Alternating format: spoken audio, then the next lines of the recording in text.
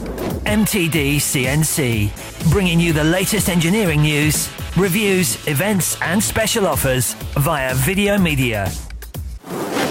I'm at Hainbuch, I'm with Clemens, and we're going to now look at the Manok stationary chuck. This is a versatile work holding system for milling machines. Clemens, we've got a clamping head in here. Can you just tell us or just show us how this comes out and then replace it with another one? Okay, I take a changing fixture. This one is for manual use. For larger ones I would use a pneumatic version. Then I take another clamping head, maybe this one or another shape. So depending on what you're machining, what the shape of the part is. Exactly. There's so I'll take this one, put it in there, reduce the diameter of the coupling, then I can place it into the the stationary chuck, and that's it. Okay, so now we put the bar in there, let's say for example here. How do you tighten it up? In this case, I have a manual stationary chuck, so I use a wrench, normally a torque wrench, or just a normal wrench like this. And is that a pull down motion? Pull down motion. When the clamping head is one level with the face, then it's clamping diameter, then it's clamping position, and of course I have a clamping reserve, so when I continue to crank, then it goes to the end of the clamping stroke. Okay. All right, so that's a clamping head for, let's say bar there. But to demonstrate the flexibility, we've got mandrels as well as these other adaptations. Can you just show us taking this clamping head out and maybe putting these on? Okay, for other work pieces, I have more options for outside clamping, because here diameter of this size ends with 78. I can use a small or the larger jaw module. Okay. They are basically jaw jack adaptations. So which one do you like, the small, larger, so if the we small went one? for the bigger one, so here we're demonstrating here that we've gone from maybe a 65mm bar up to, what's the diameter here? Up to 210. These jaws are for diameter 170 at the moment. Yeah. So I just use the wrench to move the bar, the adaptation to clamped position. Yeah. So I check here the indicator pin of the and you can obviously move the jaws as well, though, closer. Of course, like with any other jaw chuck, I can place the jaws to other position. Maybe it's interesting here to see there is a scale. So in open position, I place the jaws. That's great for indication. Exactly, because I'm used to clamping heads. I don't like adjusting the jaws, so and I put it onto the stationary chuck.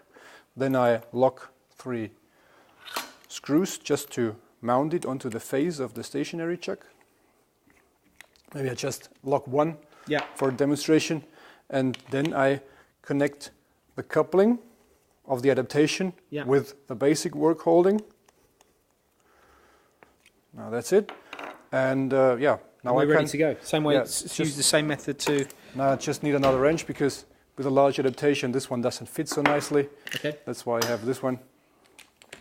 So, no, sorry, other way around, and then I can clamp with the jaws from the outside for a larger diameter. Yeah. So it's not even a matter of minutes; it's a matter of seconds, really, to go from. It depends a little bit on the preparation. Yeah. So when I have everything prepared, I can do this in 2 minutes. What about clamping forces? There's a big difference. Normally this chuck with a clamping head has a radial clamping force of 12 to 13 tons, 130 kilonewtons. With a jaw module, I have 60 kilonewtons. Okay, so now let's take the jaw module off and then go on to the mandrel. Okay. Just release. And we're obviously doing all this in process, so it's real time, so you can get a... Yeah, and it's live, that's my problem. This is a challenge for you. Yeah, sure. Okay. Okay, so let's select this one? Here. Yeah. Okay, so this is a mandrel adaptation without the draw bolt. For blind holes is it most often used. I place it here, just a moment.